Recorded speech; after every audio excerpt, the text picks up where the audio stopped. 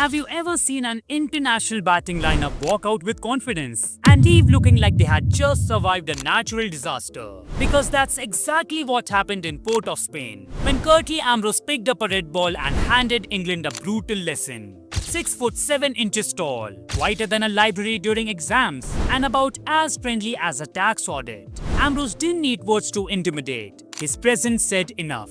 Long strides, bold eyes, and deliveries that arrived quicker than bad news on WhatsApp. And on this unforgettable afternoon, he unleashed a spell that made seasoned international batters look like club cricketers. England bobbed in confident, England bobbed out confused. And the funny part? The whole explosion began because someone unknowingly hurt Ambrose's pride.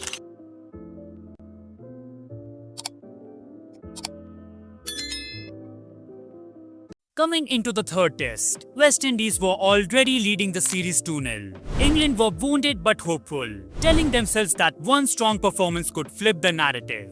This was a do-or-die test for them, and the tension was visible even during warm-ups. The West Indies team still ran on the legendary formula of 4 fast bowlers, a system that had been terrifying batters for years. Watching their bowling attack felt like watching a horror movie cast assembling in slow motion.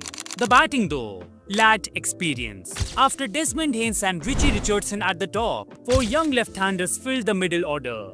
Talented, but still learning how unforgiving Test cricket could be. And England quietly believed this was their opportunity. Richie Richardson won a crucial toss and chose to bat. The Port of Spain pitch had a reputation for turning nasty as the match went on. Early on, it behaved politely, but later the ball could either crawl along the ground or rise dangerously towards the throat. So yes, batting first was the logical call. England's bowlers Angus Fraser and Chris Lewis worked tirelessly on a mottled first-day surface and restricted West Indies to 252. Manager Keith Fletcher looked absolutely delighted, like someone had just handed him front-row tickets to a concert he thought was sold out.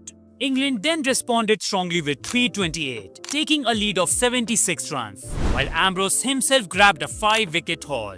It wasn't a massive advantage, yet it built a real belief in England's dressing room. West Indies managed 269 in the second innings, largely thanks to Shiv Narayan Chanderpaul's gritty 50, an innings filled with lifelines and stubborn resistance. So, that set England a target of 194 to win the match and keep the series alive. Inside the press box, Peter Roebuck said confidently, "This ought to be England's game." The English press agreed. The players believed it. Fans were already dreaming of comeback headlines and heroic narratives. Everything looked perfect for England, right until one moment woke up Curtly Ambrose's pride. Earlier, Andy Caddick had taken 6 for 65, even removing Curtly Ambrose himself, bowled for 12 after a wild attempted slog. Ambrose had been instructed to stay patient and bat sensibly alongside Shiv Narayan Chanderpaul. Yet, he was deeply irritated by Caddick copying Sir Richard Hadley's bowling action. Ambrose later admitted, "I've always admired Hadley as a great cricketer, and I figured, man, you shouldn't be trying to bowl like Richard Hadley. You're not in the same class." So I wanted to show Caddick that he was no Hadley. But back in the dressing room, teammates gave him a red reprimand for his dismissal. He accepted it quietly, calm on the outside, boiling on the inside. And without realizing it, Caddick had just poked one of the most dangerous prides in cricket history. England began the second innings chasing 194. The target looked comfortable. The crowd buzzed with anticipation, and Atherton took strike, adjusting his glove, probably thinking about patience and technique. Meanwhile, Ambrose stood at the top of his mark looking like a man with unfinished business. First ball, Ambrose charged in and fired a full delivery that tempted Atherton forward. It skidded through at searing pace, beating the defensive push. And the third against his pad echoed around the ground like a drumbeat announcing disaster.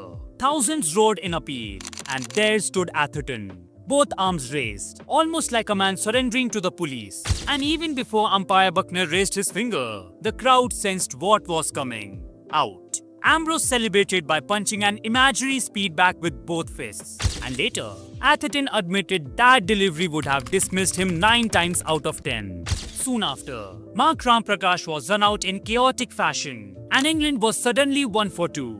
Panic started spreading quietly through helmets and gloves. The pitch now worked perfectly for Ambrose. He bowled fast and full, and England's batters, reluctant to move forward, suffered badly. At 5 for 2, Ambrose struck again.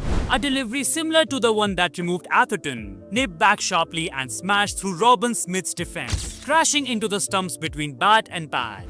Smith later joked, "I played a beautiful forward defensive. The only problem was that I was about 2 minutes too late." Next came Graham Hick. Ambrose bowled a good length delivery outside off stump. Hick tried to push forward, edged it, and Murray accepted the catch. England were now 21 for 4, and the stadium felt like a carnival mixed with a crime scene investigation. 5 runs later, Alex Stewart, the only batter who had looked slightly comfortable, lost his off-stump to another furious delivery.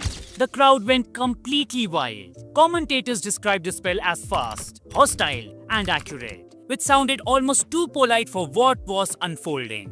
On the other hand, Courtney Walsh supported brilliantly, maintaining pressure and allowing Ambrose to operate like a demolition expert with unlimited supplies. Jack Russell managed to squeeze in the 4th and final boundary of the innings, which probably felt like scoring a century under those circumstances. Shortly after, Ambrose delivered a sharp short ball that resulted in a catch in the infield. England's dressing room had turned into organized chaos. Graham Thorpe later said that normally batting at 6 meant relaxing for hours. Yet on this day, he was padded up within 3 overs while teammates scrambled around putting on gear like a fire drill had just been announced. Then came another brutal moment. Of the 5th ball of his 8th over, Ambrose uprooted Thorpe's stumps. England's misery deepened. And you could see Graham Thorpe, if not fear, there was apprehension that, my goodness, we're going to lose this match. And by stumps, they were 40 for 8 in just 13.5 overs. Ambrose had taken 6 for 22, and England's batters looked stunned, as if they had wandered into the wrong sport entirely. The final morning lasted just 17 minutes and 32 balls. Ambrose did not add to his tally, as Walsh finished the remaining wickets. England were bowled out for 46, beating their previous lowest test total by a grand total of 1 run. Back in Sydney in January 1887, Charlie Turner and John Ferris had dismissed England for 45. More than a century later, another historic collapse joined cricket's collection of unforgettable disasters. Alex Stewart top scored with 18, while extras, including 6 leg-bys and 1 no-ball, became the highest contribution, a statistic that probably felt like salt in the wound. Ambrose finished with 10 overs, 24 runs and 6 wickets. He was carried from the ground on jubilant Caribbean shoulders. West Indies won the series, and writers struggled to describe the magnitude of what they had witnessed. Matthew Engel of The Guardian wrote that it was unlikely anyone had ever been such a certainty to produce a performance of that magnitude exactly when it mattered most. That day in Port of Spain remains one of the most chilling exhibitions of fast bowling ever seen. England arrived believing they were chasing a manageable target. Instead, they walked into a storm powered by pride, precision, and relentless pace. Ambrose stood tall, silent, and unstoppable, reminding everyone that when a great fast bowler finds rhythm, survival becomes the only goal for batters. When a great bowler is in the zone, I don't care how good a player you are, the bowler will win, said Alex Stewart afterwards. Ambrose was awesome. And honestly, awesome feels like the calmest possible description for a spell that turned an international batting lineup into spectators at their own collapse. So guys, that's it for today's video. If you want to find out why you never make Ambrose angry, or how to win a World Cup final with 3 runouts, click on the videos being displayed on your screen.